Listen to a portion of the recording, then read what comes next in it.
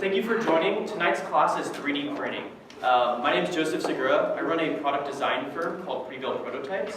And with the library, we wanted to kind of bring some technology to the district. So what we're trying to offer are all kinds of neat courses. So tonight's is 3D printing. We're offering 3D design. We can learn how to 3D model objects that you can actually turn and send to the 3D printer. 2D sketching, to kind of learn how to do graphic design. And then Arduino, which is like basic coding, learning how to start coding from very scratch. So tonight we've got learn how to CAD model something, and then within an hour or 2 hours I can have a model of it printed out and see how it feels or how it works, instead of having to model it. And then originally you'd have to model it, you'd probably send it over to a company in China, print it out. So there should be 4 models on your desktop. 4 or 5, and you can hit load model and then go to the desktop, and there should be 4 or 5 STL files you can pick from. USB? Yeah, just go ahead and plug that USB in.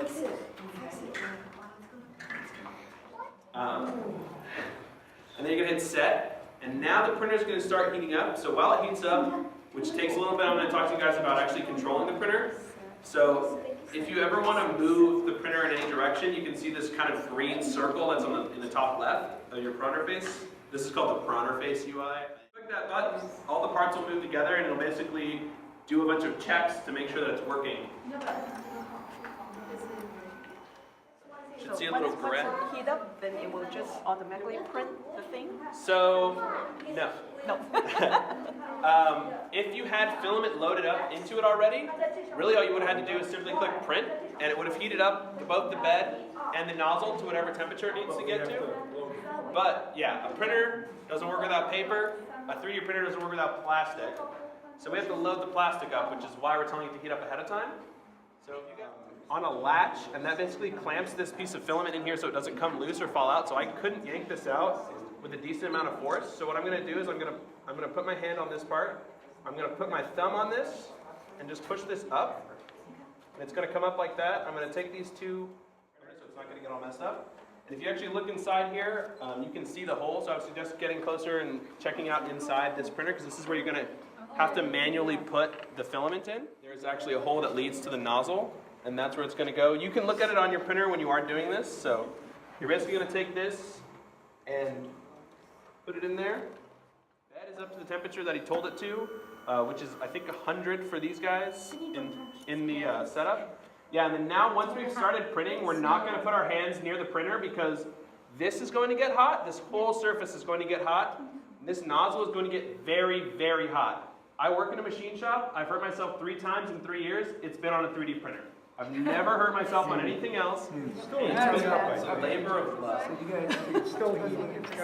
If you're mean to the printer, it'll take longer. That's why we'll start checking all these different points on the bed to make sure it's level and then start printing. Yeah. Sometimes it takes a little while. So let's wrap it back over like that. Yep. And then now you can hit print on your computer. It basically tells it to, I think it's, yeah, print and travel. So just basically some commands that you can do, and if you get really good. Yeah, yeah. That's some settings that it tells it. Does it give you a percent of completion? Yep, up in the top left. Very small. Yeah. So you do have to have so if you do need that, what my printer Is better than penny? Is it better than penny? Well, there's different models for different brands. This is pretty good. This is pretty good. So I was appraised in, we're waiting to get the Survey, figure you might as well. Give those to, I'll collect them at the end of class probably. Okay, here.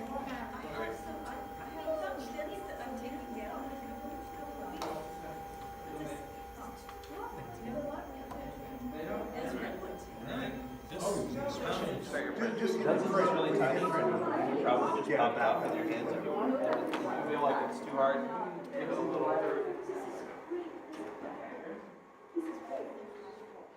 The walls are made up of layers of construction waste and cement instead of brick and mortar.